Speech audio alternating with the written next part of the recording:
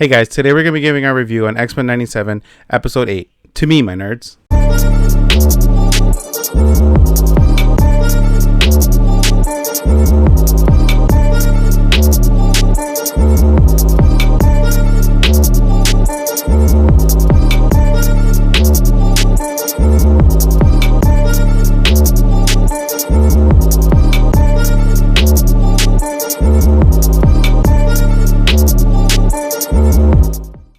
What is up, everybody? Welcome back to Till the Underline Podcast. I am Juan G here with Kika T. That's right. And as you said, today we're going to be talking about Tolerance is Extinction Part 1.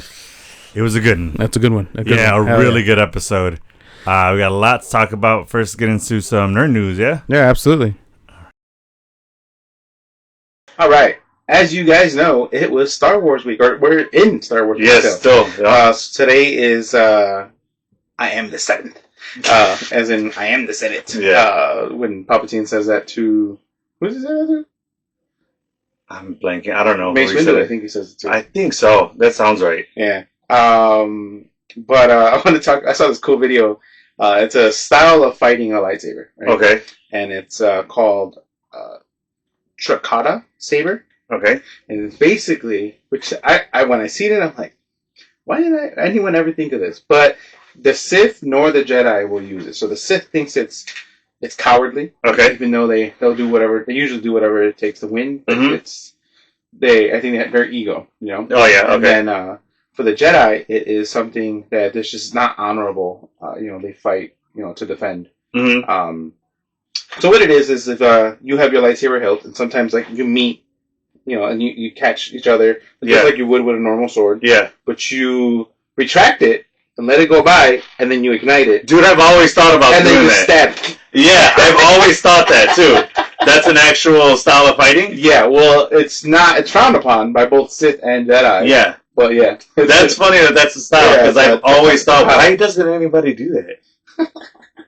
It's like yeah, right? You swing through and, retract it, and then ignite it again, and right to the chest. And it's over with. You just make sure you dodge when the motion goes past, right? Yeah, and then you're good. Exactly. Nice. I didn't know those. So I thought that was pretty funny. Yeah. And then we got a teaser trailer for the Lego Star Wars What If show. Okay. And they are the way the trailer happens is it's like Lego worlds, and then they're like, oh, something in the universe is like the blocks are messing up, and then you just see a world just like terraform from one color to another color in Lego blocks. And then it switches over and it shows like TIE Fighter X-Wings mixed together.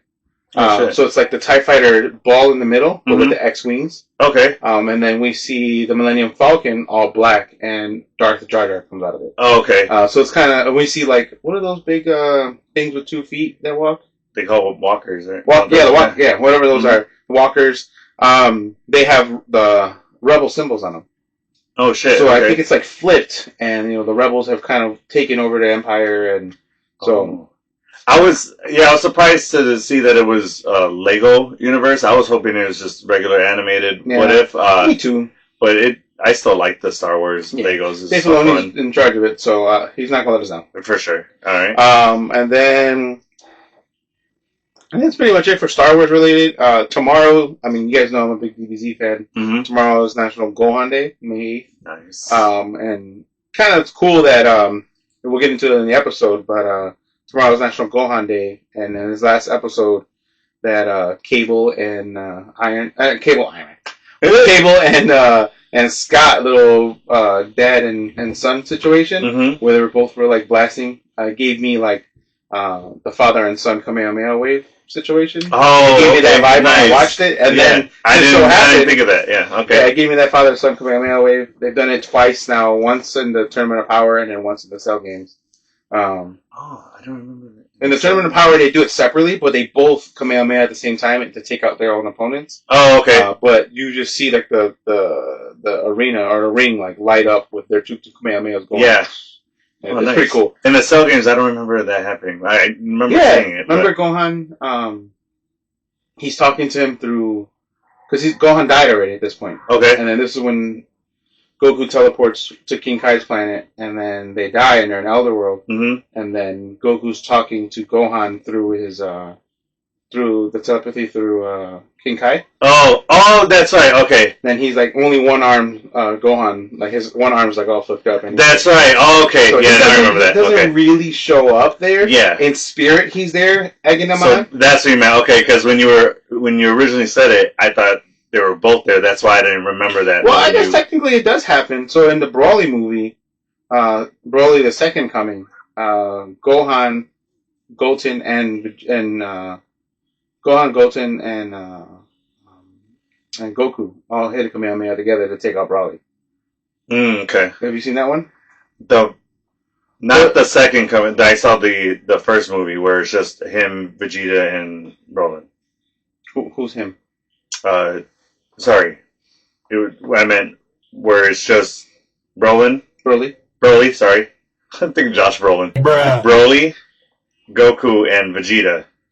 The new one. The new one, yeah. No, I'm talking about the original cuts. Yeah, the OG ones. I've only seen the the OG ones are dope, dude. The music in the first Broly movie is fucking like, it's legit, dude. It's some hardcore rock, and like Broly takes out Krillin, Piccolo, Trunks, Vegeta, and Goku. Yeah, he's OP as fuck. When I was watching the new series, I'm like, damn. Yeah. They did him justice. Yeah. I don't like that they made him like a senseless being, like almost like animalistic, like, you know. Okay. It was a different take. At first, I was against it, but I was like, "This is still a badass movie." Like they broke through like dimensions as they were fighting. That's how powerful they were. Yeah. And then the first one, he knew his dad was in charge, and he kills his dad.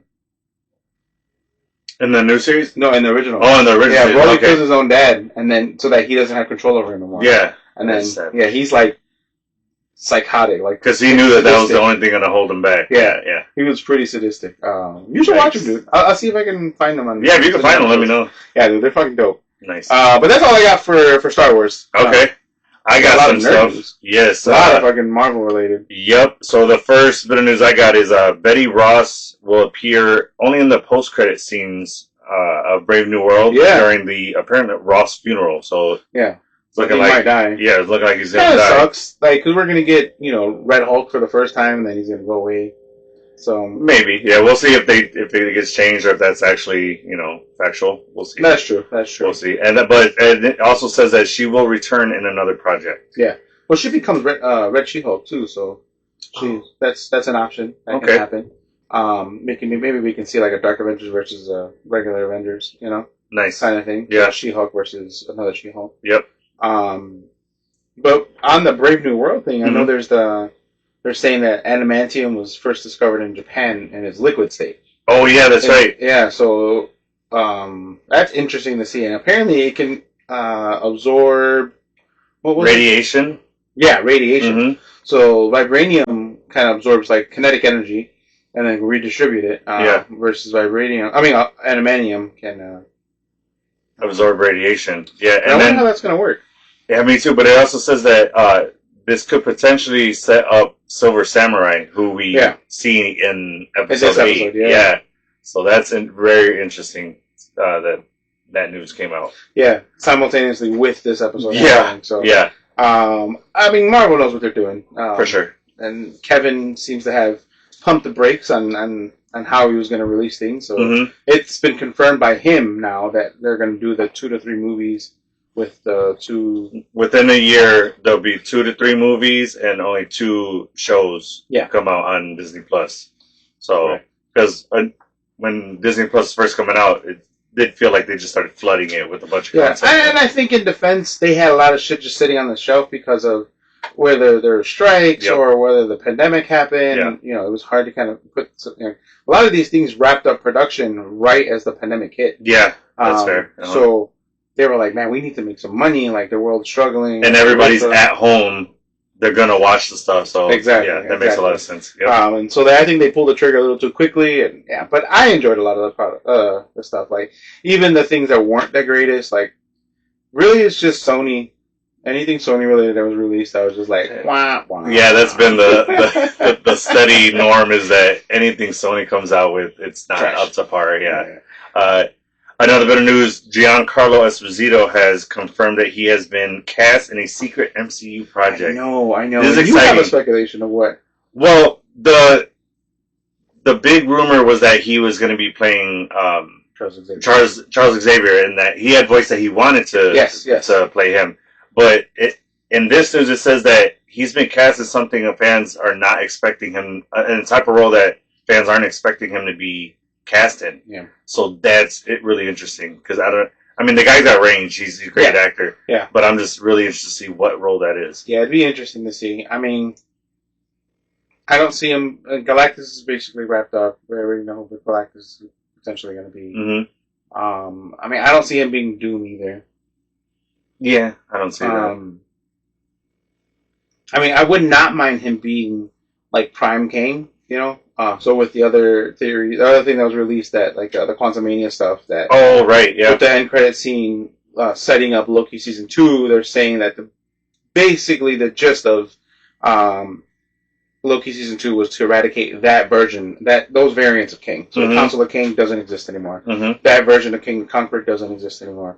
But new variants are going to happen. Yeah. So that's where the recasting could happen. I would like to see him as a king. I think he could pull that off. And I think Prime King would be perfect. Hell yeah. Yeah, because we had flirted with the idea with Denzel Washington possibly being it. You know, I think the older figure would lay down the law of like, this guy's really been doing it. Because not only is he King the Conqueror, who's lived forever, but he's an older King the Conqueror. Yeah. So he's really been doing it. Because he's aging and he's, you know, timeless, you know, villain that lived through all this time. So it's it'd be interesting to see how all that works.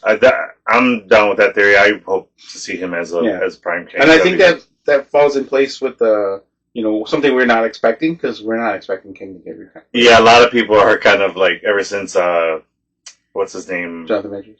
Thank you. Jonathan Majors is gone. They've kind of put King out of their mind a little bit, at least for now. But we'll see. We'll see which role that is. Yeah.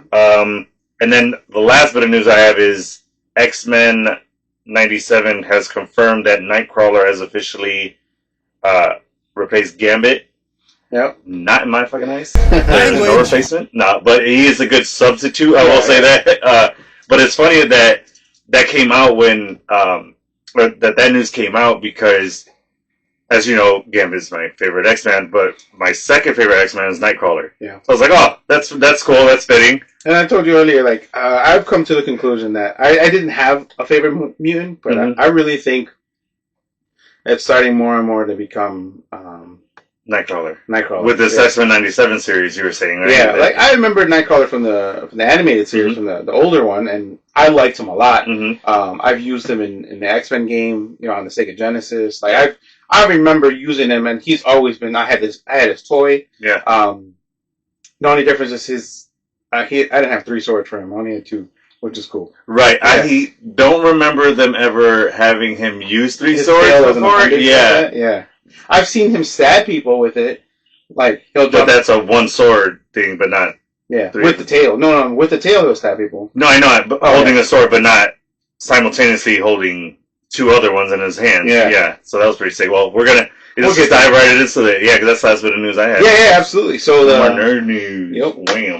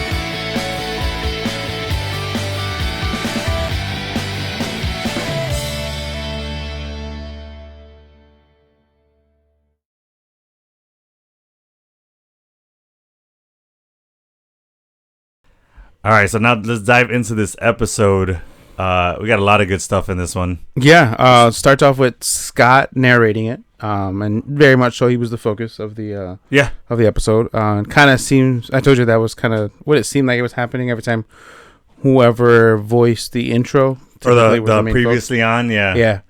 And then Professor X is back in the in at the end of the sequence of all of the X-Men. Mm-hmm. So when Magneto disappeared, he went away from the beginning. And then still starts with Scott, but now we see Professor X at the end. So I'm like, oh, he's coming back. Which I'm liking the attention to detail that they're putting into the intro. It's kind of like playing along with the season. Agree. I haven't seen that in another show, so I'm liking that a lot in this one. I don't think so either. I know we saw a little bit of it in WandaVision, like the ending, and it would like show weird stuff in the background. Oh, right. And it gave some clues to the next episode and what happened. Recap a little bit of what happened during that episode. Yeah, but nothing significant enough like this. Yeah, that's probably the closest thing that would compare to this. Yeah, you're right. Okay. And then we see Master Mold get blasted by Bishop, and then we see Wolverine and Storm on the side. And then we see Planet M, which is the planet / rock asteroid situation that Magneto kind of terraformed into a mutant safe haven. Oh yeah, that's right. And that was in one of the episodes that Bo DeMayo recommended that we watch. I went back and watched it. That was a good episode, man. All of them were really good. Yeah, it had a lot of like betrayal in it. It was a good one. Yeah, I'd like to. I skimmed through some episodes and shot through a bunch of them, but I by no means rewatched the entire previous series. What's crazy is when before the series started, I went back just to see some of the episodes, like which one would be interesting. And I saw one with Cap on there. I was like, oh, let me rewatch this. So I rewatched that one, and then fucking we see Cap again. We see Cap again. I'm like, oh, nice, that was meant to be. Yeah, it's pretty cool. I forgot who it was, either New Rockstars or one of our fellow other podcasters that dive into this nerdom, and they recommended a bunch of episodes to kind of catch yourself up to watch before watching this. Oh, really? Okay. So I watched. I want to say it was like 12 episodes or so. Oh shit. Okay. So I watched all of those recommended ones. Yeah. Some of them were the ones that Bo has also recommended. Nice. So it kind of fell in place, but that sounds like something New Rockstars would put up. I think it might have been Eric Voss. Yeah, okay. I think he was the one that put it up. Thank you, Eric. Yeah. But yeah, so then it starts off with the episode starts off with Cable shooting some bottles, and Scott a little butthurt because he's trying to have a conversation with Cable, and he kind of just keeps dodging his ass. Yeah, then he said like he thinks one of his superpowers is being able to dodge him, or like leaving the room whenever he walks in. That was funny. And then we find out that Cable and Bishop were separated in a time stream because that's what Cable had told Beast, and so Jean tells that to Scott. Yeah, and Scott kind of gets upset, because he's really big on like his dad left him. And he didn't want to do that for his son, but he knew there was the only way to save his son was in the future. And even then, he fucked him up. Like, the future's so fucked up that he had to come back and fix it. I wanted to ask you about that. So, when they said that, was that when he was a baby that they got separated? Or damn. That's how I took it. Yeah, same. That's how I took it. I didn't know. Him and Forge and Cable, Bishop and Cable didn't make it to the same timeline, the same future. So, who found Bishop? I'm not sure who helped, or Cable as a baby, who found him. That's what I meant. Okay. That's what I meant. Yeah. And maybe that's why he didn't come back with him. Right. So it's an interesting thing. And then, we see that, Bishop talks about, it was a 300-year war. And that, mutants were basically, he built a safe haven, a utopia for humans, and they were all infected and became Sentinel Primes. And that mutants were basically the slaves of all of this, and they built that utopia on the backs of mutants, using their powers. So yeah, that was kind of shitty to see that happen. Yeah. And then he said they're all in that meeting room, and he has like looks like there's like a time stream, kind of similar to how the TVA has like a sacred timeline kind of thing, and then there's like branches coming out from that, which that was pretty cool. Yeah, nice little reference to Loki. And then we get a fucking doozy of an Easter egg from Beast, and he says, in the Mystics of Kamartaj, they speak of things called absolute points, and that it seems like Genosha has to happen in order. Yeah, because he's tried millions of times, or maybe not millions, but lots of times. Yeah, he said. I think that his line was enough to quit trying. Right. Yeah. So he's tried a lot of times to try to save his mom, and then we hear Jean say that's why she was so happy when and then stops. So Madeline. Yeah, I had that note. She stops right at the beginning of the word dies. Yeah. So she goes. That's why. What did she say? Cable visited his mom. She said you're the reason she was happy when she died. So I was gonna ask you about that. Her not completing the word. Do you think that's saying that she's alive? Yeah. Like I don't know. Is that setting it up for her to come back? You know what I mean? Because they're like no one ever said she actually died. Or, they still haven't found her body. Right. But right before that, I like how I don't know if it was. Yeah, I think it was before that.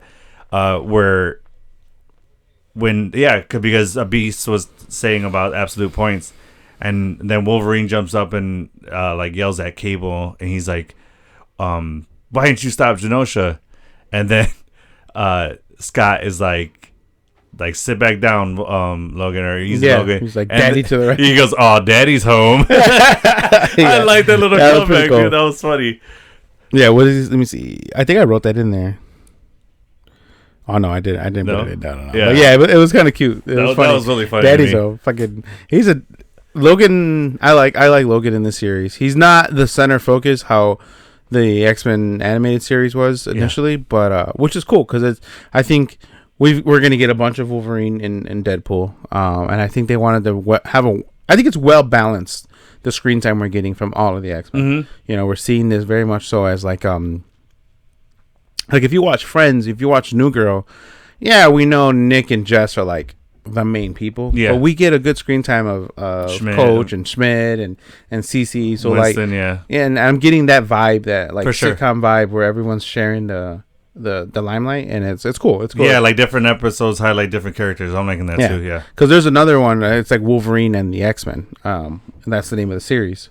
But like obviously Wolverine's the main fucking focus. right, yeah. Clearly his name is in the title, but I like how they're giving everyone their time to shine. And then we see that Professor X is announced to be alive. So the broadcast that Shi'ar put out, Bastion has, as we've seen in the last episode, intercepted it with that web. What's it called? With the satellite. The satellite, right? And sends it to news stations. Such a dick move. But makes sense because the X-Men right now are playing chess, and Bastion has been playing checkers. I'm sorry. X-Men have been playing checkers, and Sebastian has been playing chess this whole time. Bastion, you said Sebastian. Well, his real name is Sebastian. Is it really? Yeah. Oh, his mom calls him Sebastian in this episode. I didn't catch that. Yeah, but he goes by Bastion. Right. All right. He's like evil. Fair enough. All right. I was wrong. But no, his name is Sebastian, but he goes by Bastion. Yeah. Alrighty. But let's see. And then that's when Scott is like, that Bastion's been playing us from the get go. Yeah. Yeah. So now they're starting to realize what's going on. Right. All right. And then I guess that's them taking out the chessboard. All right. Now we're playing the wrong game here, guys. now we're on the same game. All right. Let's exactly. Go. Yeah. And then we switch over to the charity. They're setting up for the charity gala for Genosha. And with Jubilee Sunfire's and Roberto. Our mom is putting that on. And I don't like her. She's still sus. I think she's still bankrolling Bastion. You think so? Okay. I think she's still. I'm gonna stick to that theory that she's bad. I don't know if she's a Sentinel, or she might be unaware that she is, but maybe the dad is. You know what I mean? Okay. And that's why the dad's non-existent, because the dad's alive, but we haven't seen him yet. Right. Yeah. So she's kind of a dick, and they use the "you people." What do you mean, "you people" kind of thing, like Jubilee, and then they go shopping. And poor Jubilee, man, shit always happens to her when she's in the fucking mall. And the previous, when we first see her, Sentinels attack there, and now the Prime Sentinels attack there, and she's didn't that the original the animated X-Men animated series start off where she was in the mall too? Yeah. So she's like, I'm done with malls. She says she even says it in the series. I'm done with malls. Well, but yeah, it was cool to see all that fall into place. But I still think this guy's parents are fucking sus. I think they're bankrolling. Alrighty, we'll see how that theory pans out for you. I don't. Bo did confirm that that panel, that syndicate of villains that we see, that unnamed like blackface woman that's speaking. The like silhouette of a woman. Yeah. They said that blackface is a totally different thing. That's sorry, really guys. bad. My bad. Yes, the shadow, the silhouette of the woman. Mm-hmm. That was just some random person. It's not meant to hide somebody else. So it's not a canon character. Oh, okay. It's just some rando. Okay. Maybe someone in power that he's corrupted or a something. political person. Yeah. Mm-hmm. I absolutely a political person. Yeah. Someone of power. That for sure, that would make sense. And then we see Kurt and Jean. And this is where I really, when I was watching it, I'm like, yep, Nightcrawler's my guy. That's my favorite. Yep. Yeah. Just the wisdom he was giving Jean. Yeah. And that line is that, blood is blood and family is a choice. Dude, when he said that, I felt that, like, every fiber of my being felt that, because I 1000% agree with this. I agree. I have blood relatives I don't even talk to anymore. I have relatives of mine that aren't even related to me by blood that I consider more than blood. Or, I feel like they're that, more family to me than them. I mean, dude, I consider you a brother. You know what I mean? Like, so when he said that shit, I was just like, yes, Nightcrawler. Dude. Yeah. Preach. I think he was a priest. So, or a pastor, one of those. Yeah. But yeah, either way, yeah. I'm liking his story arc. It is sad that, he replaced Gambit, but he's a great replacement. Substitute. Don't use that word around me, please. No, I mean, it is what it is. Yeah, he is. On the X-Men team, he is taking Gambit's spot for sure. Yeah. And then now Magneto on the fucking X just being held up like, Which I saw the meme of that shit of the new X-Men logo is him on the X. On that shit was hilarious. Bro, why? I mean, he's ripped. He's stacked. Like, I mean, he's an Omega level mutant. He should be. Yeah. Right. But still, bro, like, why is he just in his underwear? Put some clothes on him, bro.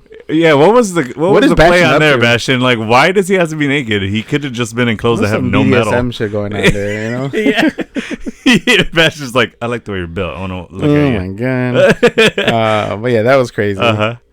And then we see Sinister talking to Cooper. And Cooper, who I still think is Mystique. Even after this episode? Yeah. You still think she's hiding it? She's playing along. Okay. She's playing along. She's playing the long game. Cast, right? Or she's playing the long game, bro. Yeah. She's definitely playing the long game. Like, why would she release Eric? She would be the only person that would release Eric. That's a good point. All right. But she goes, what kind of Mangala things you have going on? Mangala was an evil scientist during the Nazi World War II, experimenting on the Jewish in the concentration camps. And that ties into Sinister. Not only Sinister, but Eric's because then we see his tattoo with his number. Yep. Which it's tough to see that, man, because that's real life things that happen, so like for them to show the pain that he goes through, and like even in the episode where we think he dies, he draws back memories from that time to like to reach deep. I mean, he speaks his native language as his quote unquote last words. We thought they were, but yeah, it's. I like that they're including real world stuff now. Yeah. That's why X-Men for me has always been dope as fuck because of the and your favorite of the comic world. Yeah, right. It's just the storyline for all of them.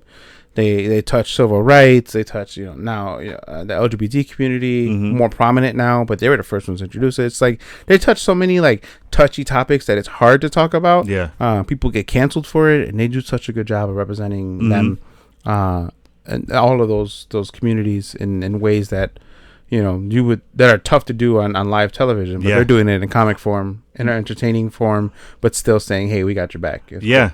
Well, that's the great thing that it's being able to be put on Disney Plus now, because they couldn't touch on the Holocaust and stuff when it was on Fox and on daytime television.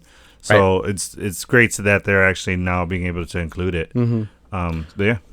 Let's see. So what's it called? Sinister says that he knew Mangala and he didn't live up to his potential. Which is pretty fucking intense. Yeah, living up to his name of Mr. Sinister for sure. Yeah, I was like, goddamn, bro. Yeah. that death stare that Magneto gives, like he's pissed, bro. Yeah, dude. When Cooper's like, "You haven't spoken days," Bastion said, and he just looks up at her and doesn't move. He doesn't even look like he wants to speak to her. Well, yeah, she was telling him like, yell at me, be upset with me, say something, like, you know what I mean, like, and he just gives her that look, and that look said 1,000 words, like. And I think he knows it's Mystique.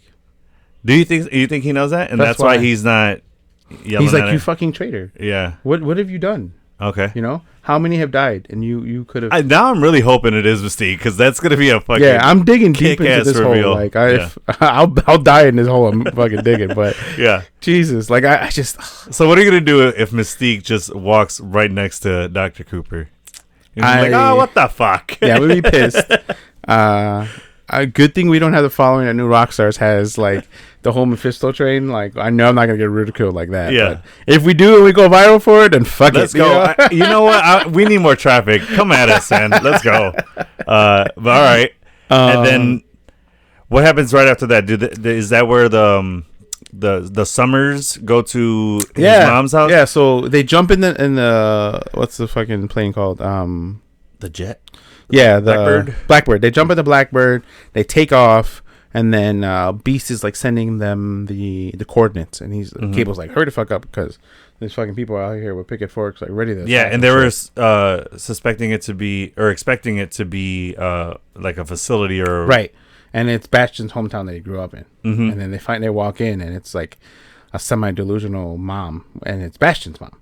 So, I was suspicious of his mom from the moment she started talking. Yeah, it gave me fucking horror movie vibes. Yeah. Like something's not right. From the moment that she said, my son said you'd come get me tomorrow. I'm like, all right, that's sus as fuck, because if Bastion knew that they were going to go, he wouldn't just leave his mom there. Right. Like, and then, I don't know if you caught this, but I did, because I watched this part a few times.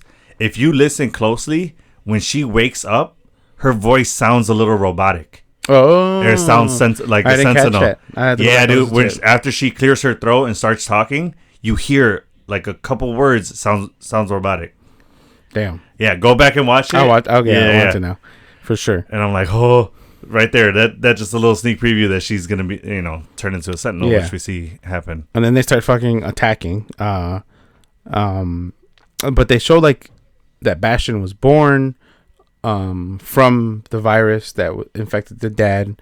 And it was sent from the future to infect his father, right? Well, Master Mode kind of gets defeated in the previous episodes and in the animated series, and then the virus goes up the dad's leg as he's a janitor, and then it kind of goes into him, and then he gets infected. He has a child with the mom. Oh, okay. So I was thrown off a little bit by Gene's wording then. Okay. Yeah, I mean, it was the plan all along. You know what I mean? Because every time Bastion kind of gets, or not Bastion, Master Mode got defeated, he like the way Ultron would separate, send his mind to another bot to kind of get away. Right. It's the same thing that Master Mold's doing. Gotcha. Not Master Mold, Nimrod. Sorry, it was Nimrod that. Well, it all stemmed from Master Mold first because he created Nimrod, right? Right. Nimrod is the future version of Master Mold. Gotcha. But they all are connected. Gotcha. And then that's why Bastion is seeing visions and he's making these paintings, and because he's Nimrod from the future and he's Master Mold of the present. Oh shit. And so he's flooded with all these memories. Yeah. Then he realizes he can control, technology and stuff like that. It's a cool, complex story. I'd love to see it in live action. Oh, hell yeah. Actually, speaking of, we didn't even talk about this in Nerd News. The directors would like to do a movie. No, we said that last week. Oh, right. Yeah. But they would like to do a live action. I'm okay if they do like Spider-Verse movies. Fuck yeah. I'm okay if they do an X-Men 97 or an X-Men animated movie that's similar to What If. Because we know those timelines. We see the Watcher in this series. Yeah. We know those timelines kind of all coexist in the same like tree of life situation. At this point, I don't care. I would take anybody over Sony to do anything Spider-Man. So I'm on board with that. No, not to do Spider-Man. I'm just saying for them to do an X-Men animated movie to go see. Oh yeah, but So, you mentioned Spider-Man though. But in that realm of how Spider-Man is a movie, the Miles Morales movies. Oh, got Yeah, you. the Okay, that's released what you meant. X-Men Got you. movies, Okay, okay. that are canon to the MCU timeline. You know? Okay. They'd be able to get away and do some cool shit. I think. You know. Yep. But yeah, so Bastion traveling home, and then we see what's her face. Well, we see the Bastion chatting with video chatting, and then we get a cameo from Doctor Doom. Yeah, so and then, they're kind of like an Zemo. evil villain syndicate, and everyone's in on this. So not only was the U.S. government in on this whole Operation OZT, Operation Zero Tolerance. Yeah. It seems like there's certain villains that were initially, and even Doom was like, "Yo, that's fucked up what you did. Like, I'm not." Oh yeah. He's not backing Bastion. He's like, that's war. Like you just committed. What did he say? I forgot the actual term, but what I did remember is Bastion was like, "All right, next time we'll send a memo, or I'll send a memo." He's coming he's real quick with the quips, man, and I'm liking him for sure. But yeah, I didn't expect to see those two cameos, so that was pretty cool. Yeah, so we see Doom and then Baron Zemo, and then we see the shadowed silhouette of the lady. Yeah, it's interesting to see how corrupt the world has become, and how everyone has their fingers in Bastion's pockets. And just another. But you mean the opposite, right? Bastion has his fingers in everyone's pocket. You said it in reverse. I think you're right. I think I said it backwards. Yeah, but okay. Either way, like. Another reason why I think Girl, she's throwing on a gala for a fundraiser for Genosha, like yeah, okay, yeah. it's a parade. The more and more these episodes go, it's adding to your theory of that at least he's funding their corporation, or they're doing something. Yeah, he's involved in their business in some form or fashion. Right. We'll see. How it pans out. And then we'll see. Blah, blah, blah, blah. And we were right about Trask not knowing that he was a Sentinel, because even Beast said it. Yeah. And then, so the random chick is the one that requests Cooper to stay. Okay. So even though Bo confirmed that she was like a no-name villain, I think she's a mutant working with Mystique. If Cooper is Mystique, then there's some level of infiltration that they're trying to accomplish. Okay. To maybe take it down from the inside, But and if we find out Cooper isn't Mystique, do you think that silhouette person could be Mystique? If your theory doesn't pan out, that Cooper is in fact because Bo already said that it's not. It's a no-name villain. It's a rando. Oh, okay. So I don't think we'll ever get it featured back to that. But they can poke at that could be a mutant that was working hand in hand with Mystique as Cooper. But I don't know. We'll see. We'll see. All right. I don't think we'll ever know who that person is. I think they'll just that'll be one of the ones, Easter eggs that just leave alone. And fuck! Yeah. Tell me! Yeah. Tell me! Yeah. Like the guy, Charlie Day from, where he's like, where he's on the board and just showing a bunch of theories and shit. That's me right now. Yeah, for sure. For sure. And I feel like, so it jumps over to Beast. And before we go to the Beast part, it jumps to Bastion talking about why he wants to do this and how it's just really delaying the inevitable. Oh, right, where he's walking on like the catwalk with Dr. Cooper. Yeah, because she requests for Cooper to stay, and he's like, "Cool, I'll give her the full tour." Yeah. So he's going through that, and he's like, he's like, really, in the future, what this does is I'm just prolonging, our extinction, and I'm just trying to save our race, whatever. Oh yeah, because he talks about acting now like how the ozone.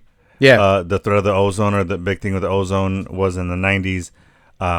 He's acting now for the future. Right. Yeah. And then he talks about, he's like, and then we find people that are in dial-up chat rooms, which is kind of cool that he spoke on, the chat rooms. I remember being on Yahoo chat rooms, bullshitting with people, and meeting randos and flirting with that randoms. was our Twitter. Yeah, for sure. Yeah. And then he's like, he's like, in the future, people are laying off, 12 men and replacing it with one mutant that has a strength of 10 men. Yeah. He's like, and people, why would you take a cab when you can just there's a teleport, a mutant can teleport you somewhere. Yeah. He's like, and they were becoming more of a threat to the human race. And then he's like, then she's like, I'm more convinced that you're an asteroid. Because he calls her a dinosaur. Yeah, right? why would you be a dinosaur? You sound like a dinosaur contemplating what you can do about the asteroid. She's like, I feel that you're the asteroid. Yeah. I feel you're becoming the asteroid, or something like that. Yeah. But, okay. Yeah, because he said that he was taking people from those chat rooms, those like, fanatics. Those forums, that are against mutants, and then omitting that they're going to become Prime Sentinels. Yeah. And he chuckles at it too. He's like, I left out some shit. Right. They just know that they're going to be a part of a bigger cause. Right. And then it switches to Beast and Tilby in his office, Tish, right? yeah. Tish Tilby, yeah. Uh-huh. And who we find out is a fucking Prime Sentinel. Which adds up with the way she was fucking talking before. And, no. I just don't... She didn't know she was a Prime. None of them know they are. I don't know. With the way she was talking as a Prime Sentinel, I kind of feel like she knew and was like 100% on board with it. I don't think so, because I've seen promo clips for the next episodes, and it shows her with a mask on, like in a kind of how they have Trask. Okay. And whatchamacallit is there for, like, Beast is like consoling her and like trying to like bring her back to life. Oh, okay. So I don't think that's the case. Oh, so because the part when she's talking as a Sentinel, you're saying is Bastion's like protocol or whatever that he hasn't put in place. All right, and fair I think so, she's like, how many of them are there? Yeah. And he's like, well, we're about to find out. And then Cerebral lights it up, and he's like, what does he say? Oh, my stars and garters. That's like his catchphrase or whatever. Yeah. And they're fucking everywhere, dude. Yeah, he's like, we gotta warn the team. And then right when he goes to touch it, she turns into the Sentinel. And says, no, that was wild. That was wild, dude. And do you think Cerebro activated it? All of them? No, I think Bastion just timed that perfectly. Yeah. Well, I mean, it's a show, so yeah. I've seen it as Bastion had that as a failsafe.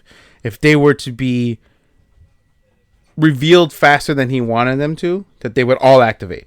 And Cerebral was able to connect to them. Since he's connected to, essentially he can use Cerebral if he needed to. It's technology. Yeah. You know what I mean? So I feel like he was mentally tapped into it. So once Cerebral was activated to find all of them, that was a protocol that he had to just like, all right, turn them all on.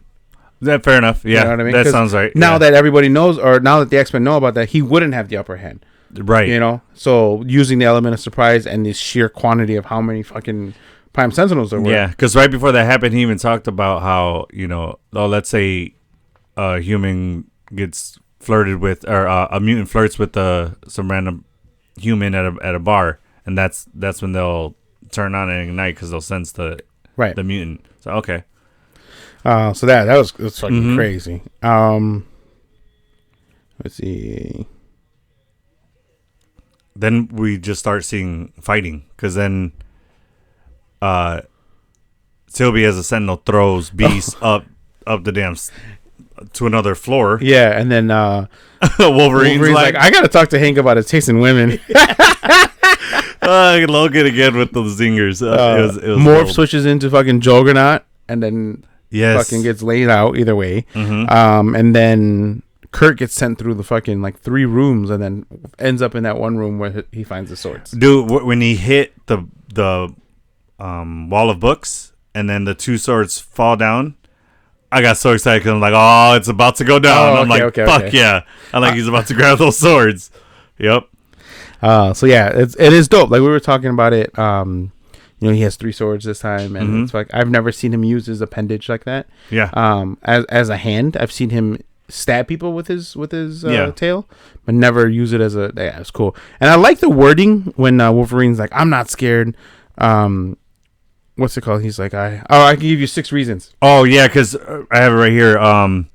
Toby asked Wolverine, why resist the inevitable? And he said, lady, I got 6 reasons why. And then Nightcrawler teleports in, says 9, my friend. No, my friend. I have 9. Yeah. And 9 is also no in German. Yeah. So it was kind of a cool play on words. Yeah. Yeah, I thought that was fucking dope, dude. But before that happened, I liked the scene of fucking Wolverine. Oh, getting blasted up into space. Or not space, but the sky. The sky, and then he's free falling, fucking the shit out of these anything Sentinels. In his way, just fucking wrecking them, dude. Yeah. That was a dope ass scene. And these Sentinels seem to be tough how they beat them. Like, I mean, they're gonna come back, and we know how it ends. But like, But we know they piece back together just like Nimrod. yeah, dude, it's crazy. Mutants can't destroy them. They can only stop them temporarily. Yeah. The only thing that can stop them, like Cable said, is an EMP. Yeah. Which then we see the Summers and the Jet fighting. That's cool. Yeah. That's a cool SC because then what I liked was wait, actually it goes to Jubilee running. And yeah. And then she's on the roof. She's like, man, everybody can fly but me, or something like that. And then she's like, I'm done with them all. Yeah. And then she tries to fly off. To fly off. And I'm like, dude, that she could potentially evolve to fly if she learns how to use her fireworks. Because, I mean, we all know fireworks can fucking fly up in the sky. Yeah. At the very minimal, she'll be able to do small bursts of, of flight. You know what I mean? And you saw her get a little bit of height up, and then she's falling, and then Roberto comes in and saves her. Swoops her up. Kind of like fucking Neo in The Matrix saving Literally. Trinity. Yeah, picks her up, grabs her, and then she's like, you can fly? He goes, yeah, I've been practicing in the danger room. Yeah, she's like, everyone can fucking fly. She's all mad. It's like, well, step up your game, Julie. Let's go. And then it goes to Wolverine in the sky. Wolverine in the sky, but then I want to get to the Summers on the jet. Well, hold on. Before we get there, like the whole Rogue scene, and she's unconscious. Like, Trask knocked her out before the Summers. Okay, then I'm all right. I'm skipping Rogue's out for the count. Yeah, and we didn't mention this on the Kurt and Jean scene. She was trying to heal and help the mind of Rogue. Yeah. During that conversation, but Rogue's still knocked out, and all the Sentinels are standing there with their eyes lit up, and that was creepy as fuck. Hell yeah, dude!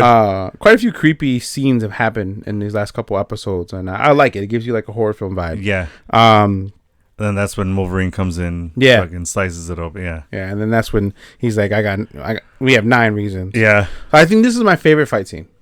Dude, the Nightcrawler and Wolverine. Yeah. Fuck yeah, dude! That was a badass duo. Like a team up, man. That was fucking and then badass. to see Wolverine's face when he goes through the portal, he's like, "Ugh." Yeah, that stretching, that shit was cool because he was. What I liked about Nightcrawler, what he was doing was he's like, we got to get these Sentinels away from Rogue, right? So he's basically skewering them and then taking them away. Yeah, which was fucking awesome. Dude, legit, dude.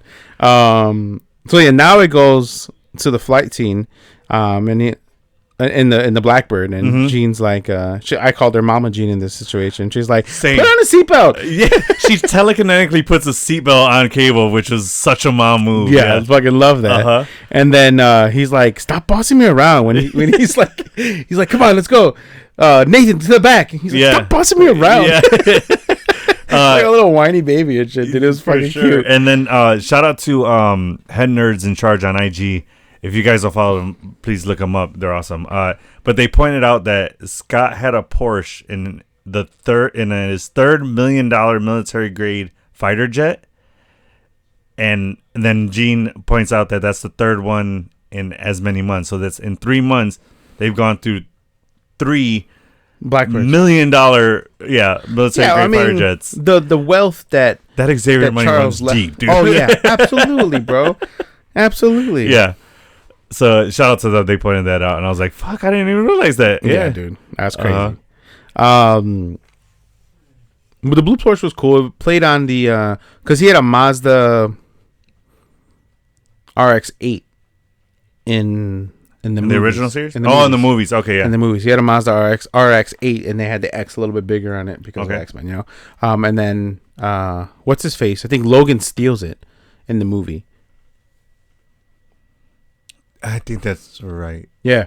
Yeah. And he's driving it or whatever. But so Scott always had like a blue car. It just so happened it's a Porsche. And then apparently Porsches are still a thing in the future because even what's his name? Cable's like, you have a Porsche? Yeah.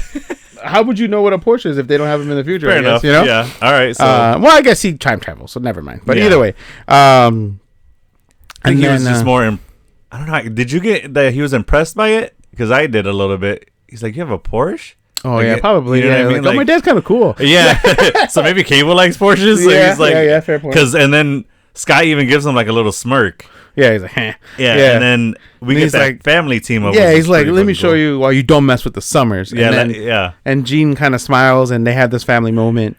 And then he starts blasting through the rocks to try to turn a tight corner. He uses his optic blast to not fly into the wall and flip over. Yeah. And then he's creating a path also for them, and then get out cables there. on the back. just fucking blasting, bro. Just all the Sentinels that are coming after them. That was a fucking awesome family. It sure was. Team up. And then team up Jean moment. is in the passenger seat, but she's actually driving with her telepathy or telekinesis. Yeah. And then they fly out. Unfortunately, the Porsche blows up, and then she like does this like Jesus like savior situation and creates a team around them. I more saw it as The Incredibles, the daughter. Oh yeah. But she Fair did point, that. fair point. Fair point. And then they land, do a cool little family hero pose, and then see just a swarm of fucking Sentinels still coming. Yeah, he's like, you got any more of those EMPs? Oh no, that was earlier. That was in the town. He's like, Yeah. yeah, we're gonna need a lot more of that. Yeah. Yeah. And then we see them. We find out that that Magneto was let out. So it switches back to Sinister saying that that Cooper is like he radios Sebastian. Yeah, he like does a little hologram to Sebastian. But Bastion's in front of the X Mansion right now. Yeah. And he pulls up in that dope ass car. Which then we see him teleport. Why the fuck you using the car if you can teleport this whole time? Style points, probably. I guess. Who are you trying to impress? Like, I guess. I have no idea. Hey, who's the bald African American chick? With like the His assistant, I just took it as that because she's always there just by him and then handing him shit, I think. Yeah. But I just figured she is his assistant. yeah, that was interesting. I was like, who is this person? I forgot to look her up, just trying to find out. But Yeah. excuse me. Ooh, So I then- haven't yawned in episodes in a long time. I've been doing really good. Yeah. you've Remember been we really used to good. count them? Yeah, that fucking one episode hilarious. you did like I forgot the number, like A lot 12 or something. Yeah, a stupid amount. Yeah. But So then when Bastion gets back, he Sinister does is this- holding Cooper down. with like these fucking robotic rails, it looks like, to Oh, hoist her up. when he suspends her up in the Yeah, sky. which looked over exaggerated. You could have just had 4 come out, and he's got like 18 fucking holding her up. Yeah. I'm like, that seems a bit much. It was very excessive. And she's like, it's futile. He's like, it's futile. Like you released him, but damage is already done. And then she talks about like, what was the sad thing about Genosha is that no one was really shocked that it happened. And the big thing was that Magneto was what Magneto said, and he's like Magneto was right. Yeah. Enough. And like I think Dude, when he fucking flew up to the North Pole. North Pole to use the Earth's magnetism to fucking amplify his. just go fucking Omega on their asses, dude, and literally give an EMP pulse to the entire world, that was fucking dope. Sick, bro. Hell yeah. Sick as fuck. And it Showing just why shows- he's Omega level. Hell yeah. And I found out what classifies you as an Omega level. Okay. It's because you are the master of your element. Of your So- power set? Yeah. Okay. So there's nobody that can beat you. Okay. So Charles Xavier isn't an Omega level. He's an Alpha Because Jean is? because Jean is the Omega. Yeah. Okay. And like Scarlet Witch, she is an Omega level because she has the reality rewriting, powers that Yeah. she has. Which we find out is chaos magic also, but Yeah. I think they're gonna end up making her a mutant, retconning her as a mutant and Okay. also an enhanced. All right. So I think her powers. Well, yeah, because we know the 616 Scarlet Witch is dead. right. So another one could We'll come back. Yeah. probably 828. We've seen that one. Maybe she will be retconned as a mutant, Yeah. Probably. possibly. Well, we don't know because we don't know when we're gonna see her next or which version of her. We just Yeah. know we are gonna see her. And we see it fucking going. Just all And over New the York world. City goes black, and we see Spider-Man fucking flip through, Yes, bro. sir. And I'm like, what the fuck? We see Yeah. Spider-Man. He's like, he doesn't speak. He just like, Right. you can see his eyes like, what the fuck's going on? And then it switches over to Silver Samurai in Japan, which is crazy because we know that they find a liquid form of adamantium in Japan. Yeah, like we in Brave mentioned New in our World. news, yeah. So now we see the Silver Samurai. So that's weird, the timing. Yep. And then we see Omega Red. Yeah. Which those of you that don't know, Omega Red is huge on the first Civil War comic run. He blew up a school and murdered innocents. Oh shit! And that was what led to the government and the UN and the putting together the Hero Registration Act. Okay. So that way, if you were to be a vigilante or a hero, you need to be registered with the government, and if not, then you were against them. So it all stemmed from that happening. Wow. Yeah. Well, that was the tipping point. Yeah. Kind of be like, all right, this fucking people are dying and they shouldn't. You know. Yeah. And these kids didn't deserve to die. Yeah. So, but so that's where Captain America: Civil War kind of got that from, where they just substituted that happening with what happened at with the Uganda Lagos. Lagos. Yeah. Yes. Lagos. Okay. So nice. All right. So innocents had died, and uncontrolled heroes, vigilant. Being That's a cool. vigilante, I didn't know that happened. That happened in the comics like that. That's cool. Yeah, I mean that's always the tipping point to make people be like, all right, we need to put a cap on this. For sure. We need to control this. Yeah. But then Steve pulls his like, what if the bad guys? What if the fight that we need to fight we're not allowed to? That's shitty. So, but yeah, so that's who Omega Red is. Okay. I'm surprised they showed him because I think he'll play. I think he'll play into these villains that we're seeing, and I think we're gonna see Magneto unite with some, current mutants and X-Men. Okay. And some villains. All right. To really declare war on Bastion and these humans. Yeah. I think that's why we see Omega Red, because Omega Red's really powerful. Okay. He was kind of like a super soldier situation. Oh. But he's also a mutant, and then he was being used to power that power plant that they were in. Oh shit! Okay. Yeah, so that's how powerful he is, and he can kind of like create his own nuclear blast situation. Oh damn! Okay. So with seeing that, he was released because that EMP. So is that why the scientists panicked? Because shit! So now he's gonna be able to get out. Yeah. Damn. And now I'm thinking about it like, what about airplanes that were in the air that just now malfunction? Yeah. What about They're people that are in hospitals on respirators and that's it? Yeah. So like, well, luckily those like hospitals and shit have backup generators that will kick on. You don't think he blew out the backup generators? You don't think an Omega level mutant? It depends on the kind of generator, because I know if they're gas powered and stuff, they could just. If it was powerful enough to take out these Sentinel future technology, yeah, it was powerful enough to take out. Probably. You get what I'm saying? Mm-hmm. Like this isn't a normal EMP. This is an enhanced, like as powerful as it comes of an EMP, and I think that's why Wolverine's like, he did it. He finally did it. Like, he declared war. Yeah. Yeah, it's gonna get dark these next 2 episodes. Probably. Yeah. I'm expecting a lot of really good shit to happen. Yeah. These next and what made me think about the airplanes was I think that's why Charles crashed, because he was flying in, and the EMP fucked up his navigations, and that's why he crashed into the X Mansion. Oh, that's a good point. I just thought that he just came in hot. He just landed. Boom. Okay. Well, because you got to imagine that's Shi'ar tech, so maybe it's... Tech is tech. An EMP is EMP. I guess that's a good point. And it's not like it's a tech-based EMP. It's a power. Oh, fair point. Okay. All right, then. Yeah. I didn't make that connection. Yeah. That's why I started thinking, I was like, damn. So, like, humans died also right now. Probably. Like a lot of them. Yeah. Like construction sites in an elevator. Magneto's like, hey, you just finished killing a bunch of our mutants. Like, there's casualties of war, unfortunately. Yeah. So, yeah. It's sad. Mm-hmm. And then, yeah, like you said, Professor X lands, and then he says the iconic line, "To me, my X-Men." And then you see Beast, Jean, Storm, and Scott. Yeah. The OG team. Uh-huh. So they're all being called. Mm-hmm. So they're going to be on their way to reunite with Xavier. And then that's it. It ends. And it ends, yeah. It's a like, good part one. What a fucking episode. Sure. Yeah, the way to start it. And it's only going to get crazier. That's 2 more episodes. At this point, I can't even speculate. I don't know what they're going to do. You're right. I mean, your theories so far are good, but as far as these next 2 episodes, I'm just going to take them at face value and be like, all right, let's strap on, let's strap in, let's go. I did have 2 things. Okay. So before we wrap up, one is just a dumb question, but you know when the humans turn into Sentinels and they use those like jets to blast off? Yeah. Why the fuck are their shoes still intact? They turn them off. Shoes just land just perfectly fine. I would imagine it's their feet open up underneath.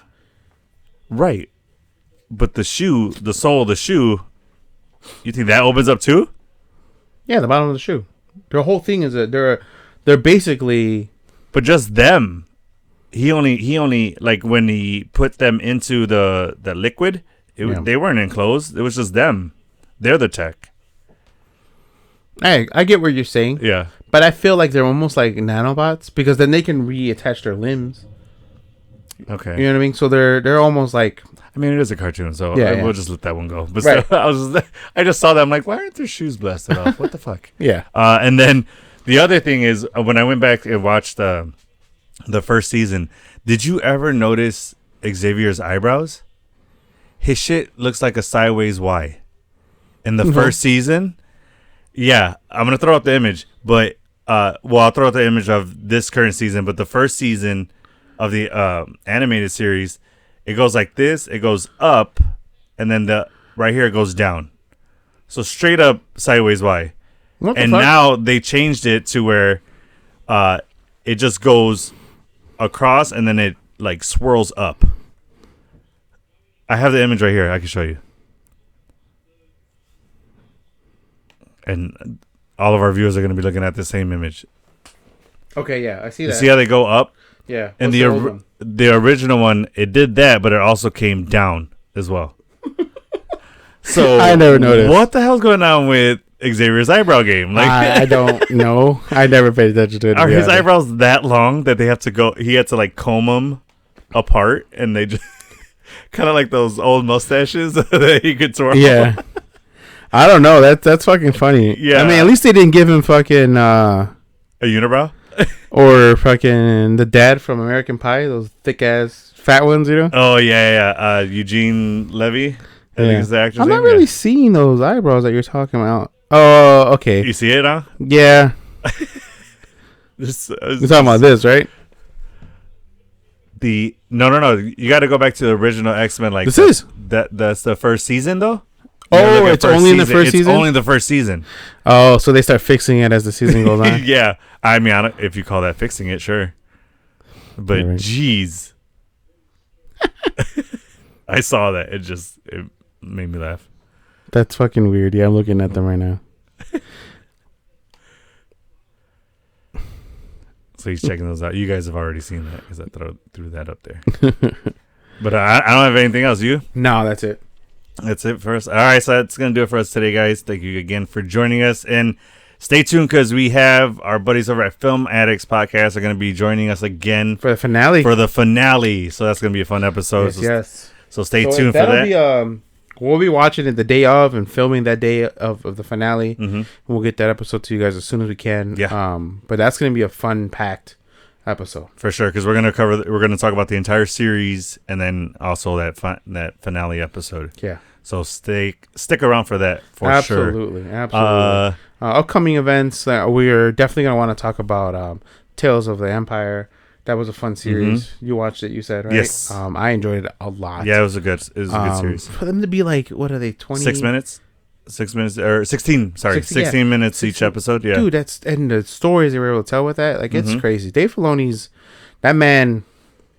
He doesn't miss. No, he does not miss. Absolutely not. He's the opposite of a stormtrooper. Yeah, for sure. He hits every time. He's fucking Hawkeye. For real. Mm-hmm. So I think is that it that we have coming up? Because the Acolyte starts soon, but not very soon in the beginning of June. Okay. So which is a couple, almost about 3 weeks away. Yeah. Yeah. And then Deadpool in July, and then I think that's pretty much it. Handful of things here and there gonna be coming out, but we'll for sure. Obviously, we keep you guys posted on what we're gonna be talking about. Yep. But I think that's it. Yeah. Yep. That's gonna do it. And Kike, why don't you remind the people how long I'm with you? To the end of the line. You're damn right. Thanks.